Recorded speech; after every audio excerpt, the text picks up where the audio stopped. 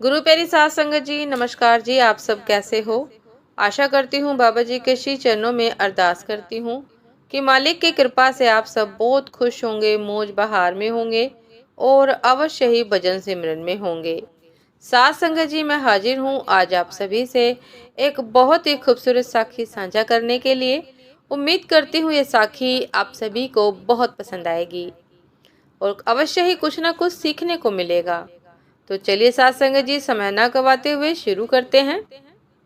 साथ संगत जी, एक बार स्वामी जी विवेकानंद जी के आश्रम में एक व्यक्ति आया जो देखने में बहुत दुखी लग रहा था। वह व्यक्ति आते ही स्वामी जी के चरणों में गिर पड़ा और बोला कि महाराज, मैं अपने जीवन से बहुत दुखी हूँ। मैं अपने दैनिक जीवन में बहुत मेहनत करता हूँ, काफी लगन से काम भी करता हूँ, लेकिन कभी भी सफल नहीं हो पाया। भगवान ने मुझे ऐसा नसीब क्यों दिया है कि मैं पढ़ा लिखा और मेहनती होते हुए भी कभी कामयाब नहीं हो पाया हूँ। स्वामी जी उस व्यक्ति की परेशानी को पल भर में ही समझ गए। उन दिनों स्वामी जी के पास एक छोटा सा पालतू कुत्ता था। उन्होंने उस व्यक्ति से कहा कि तुम कुछ दूर जरा मेरे कुत्ते को सैर करा लाओ, फिर मैं तुम्हारे सवाल का जवाब दूंगा। आदमी ने बड़े आश्चर्य से स्वामी जी की ओर देखा और फिर कुत्ते को लेकर कुछ दूर निकल पड़ा।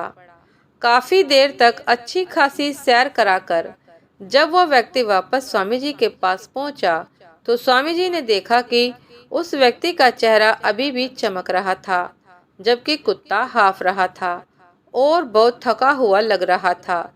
स्वामी जी ने व्यक्ति से कहा कि ये कुत्ता इतना ज्यादा कैसे थक गया, जबकि तुम तो अभी भी साफ सुथरे और बिना थके दिख रहे हो। तो व्यक्ति ने कहा कि मैं तो सीधा साधा अपने रास्ते पर चल रहा था, लेकिन ये कुत्ता गली के सारे कुत्तों के पीछे भाग रहा था और लड़कर फिर वापस मेरे पास आ जाता था। हम दोनों ने एक समान रास्ता तय किया है, लेकिन फिर भी इस कुत्ते ने मेरे से कहीं ज्यादा दौड़ लगाई है, इसलिए ये थक गया है। स्वामी जी ने मुस्कुराकर कहा कि यही तुम्हारे सभी प्रश्नों का जवाब है। तुम्हारी मंजिल तुम्हारे आसपास ही है, वो ज्यादा दूर नहीं है, लेकिन तुम मंजिल पर जाने की बजाय दूसरे लोगों के पीछे भागते रहते हो और अपनी मंजिल से दूर चले जाते हो। साध संगत जी, ये थी आज की एक बहुत ही खूबसूरत साखी कि हम मंजिल के सामने, मंजिल के पास होते हुए भी दूर चले जाते हैं। खुद में रास्ता ढूंढना पड़ेगा साध संगत जी कि हम आखिर क्या चाहते हैं। तभी हमें मालूम पड़ेगा कि हम वास्तव में चाहते क्या हैं और उसे कैसे पाया जा सकता है। क्योंकि साध संगत जी, कई बार हमें यह ही नहीं पता चलता है कि हम चाहते क्या हैं और हमें उस चाहत को कैसे हासिल करना है। तो साध संगत जी, इसके लिए रास्ता हमसे ही होकर गुजरता है। हमें खुद ही वह रास्ता ढूंढना पड़ेगा, वह रास्ता खुद में ही मिल जाता है। तो साध संगत जी, बाहर कहीं भटकने की आवश्यकता नहीं होती है।